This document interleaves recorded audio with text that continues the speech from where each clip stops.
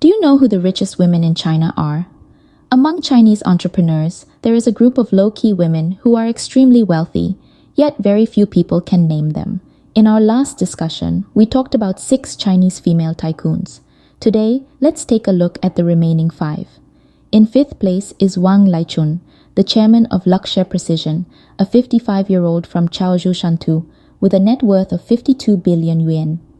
She is referred to as the grassroots counterattack goddess among Chinese entrepreneurs, having transformed from an assembly line worker to the founder of a company valued in the hundreds of billions.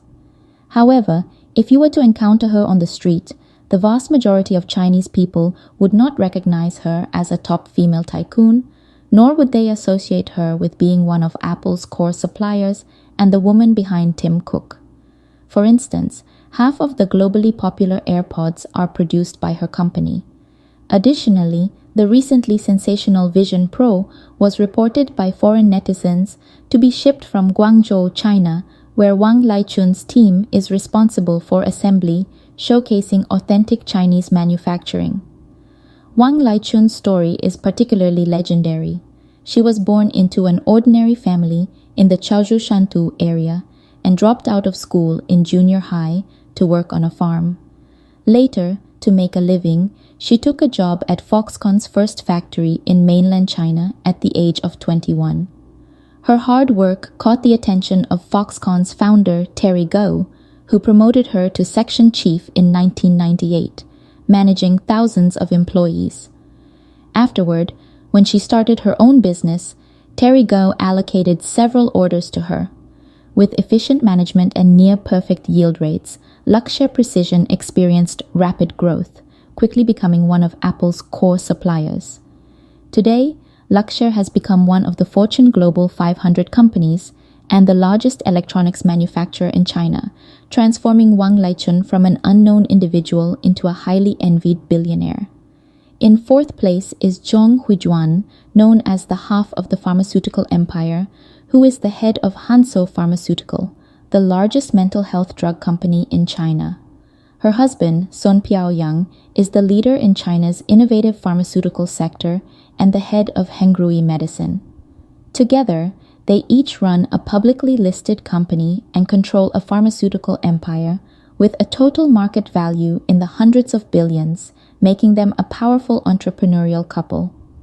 However, if we look back in time, it's interesting to note that Zhong Huijuan was once a high school teacher with no connection to the pharmaceutical industry. She graduated from Suzhou Normal University with a degree in chemistry and met Sun Piaoyang through a mutual friend who also studied chemistry at China Medical University.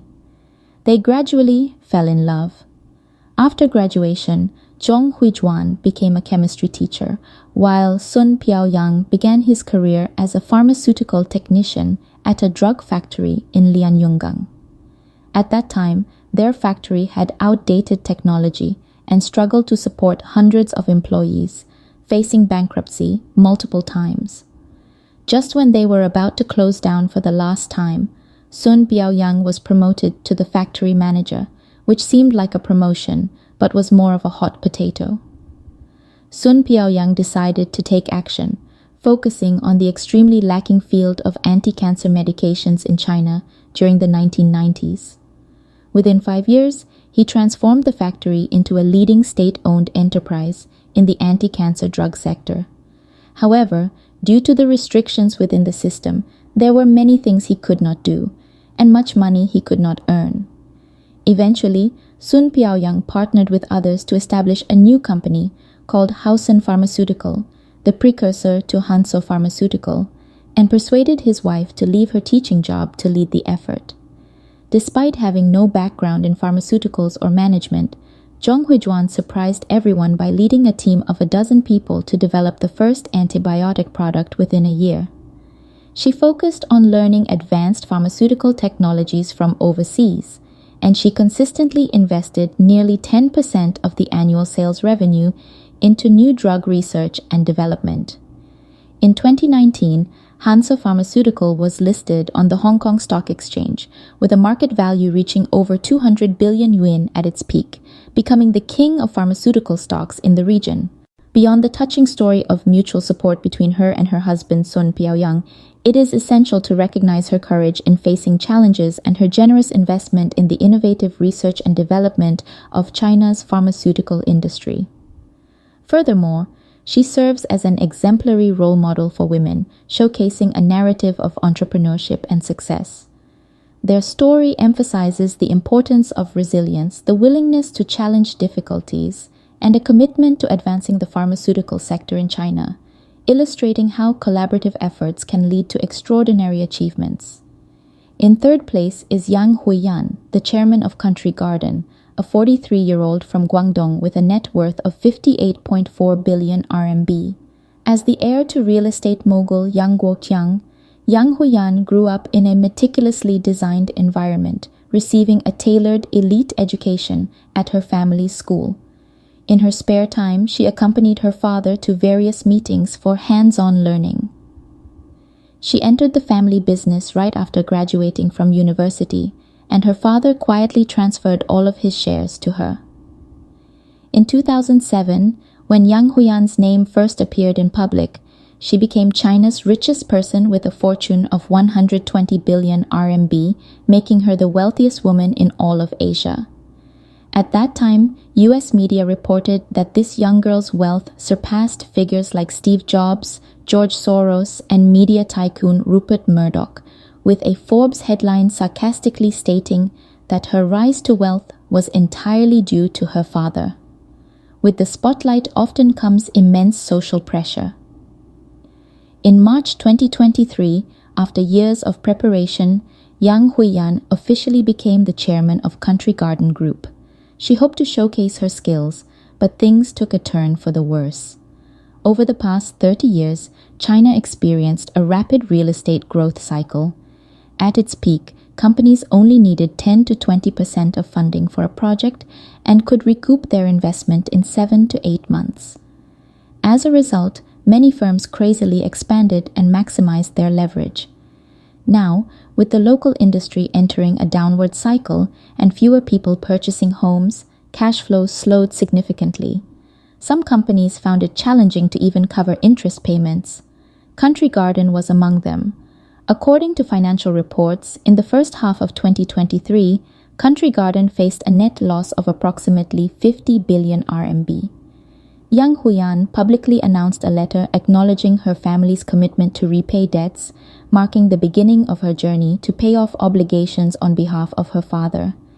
However, given the current situation, it seems that China's third richest woman may find it challenging to appear on this list next year.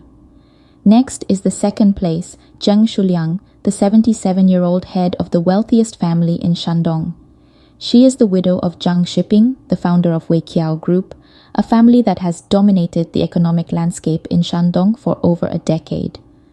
Generally speaking, it's already impressive for a company to achieve world leadership in one area. But Weiqiao Group is not only the largest cotton textile enterprise in the world, but also the largest aluminum manufacturing giant.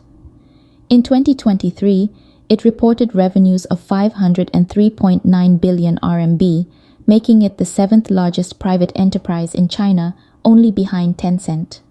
During Zhang Shiping's lifetime, he held two globally recognized titles, the King of Aluminum and the King of Cotton, in Asia, both reflecting his formidable presence. However, in ordinary life, very few people know the names of this family, as they have remained extremely low-key. Zhang Shiping took less than 15 years to transform Weiqiao Aluminum into the leading player in global aluminum manufacturing.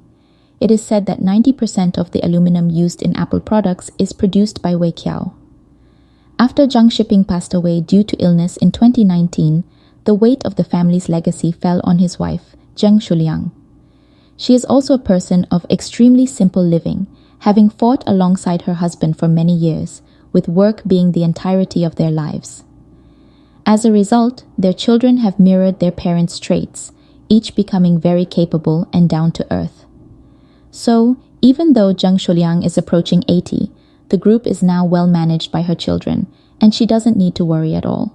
This profoundly reflects that the behaviors and character traits of parents are the most intangible and lasting influence on their children. Finally, we arrive at this moment. The richest woman in China is Wu Yajun, who hails from Chongqing. At 59 years old, she has a net worth of 73.5 billion RMB. She is the founder of Longfor Group and the only female leader among China's top 10 real estate companies. Despite the current downturn in the real estate market, she operates one of the most stable and even growth-driven private enterprises in the industry. Before entering the real estate sector, she was a journalist specializing in real estate, where she excelled and established connections with many industry leaders. Later, after marrying her husband, they excitedly went to purchase their marital home, only to be devastated when they discovered that the actual property did not match what the developer had promised during the handover. She stated that rather than letting these companies deceive the public, she might as well do it herself. In 1993, she indeed resigned and ventured into real estate. This started her journey to becoming the top real estate developer in Chongqing.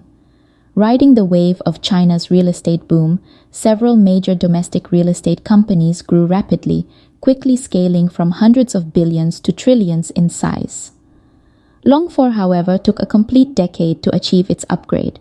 While it was slower, it was also much steadier. Wu Yajun has always believed in long-termism. During her earlier exchanges with Hong Kong real estate tycoons, they warned her that only by sustaining the company could it grow larger. Historically, 99% of real estate companies fail due to being overly aggressive. So when China's real estate industry entered a downturn and people started worrying about the stability of certain companies, Longfor still reported profits in the billions. According to their latest financial report, the group's total revenue for 2023 was 180.7 billion RMB, with over 60 billion RMB in cash on hand. Wu Yajun has positioned Longfor as a standard Hong Kong template, continually reinvesting the profits from real estate projects into commercial property operations, allowing rental income to become a foundational part of the company's cash flow. Today, she earns over 1 billion RMB in rent every month while simply lying back, making her the undisputed wealthiest female landlord in China. Okay, this concludes all the contents of this topic. Thank you for listening. This is Cynthia. If you have any insights about our topic today or economic phenomena you would like to discuss together, please feel free to leave comments or contact us directly. Our team are looking forward to learning from you. See you next time.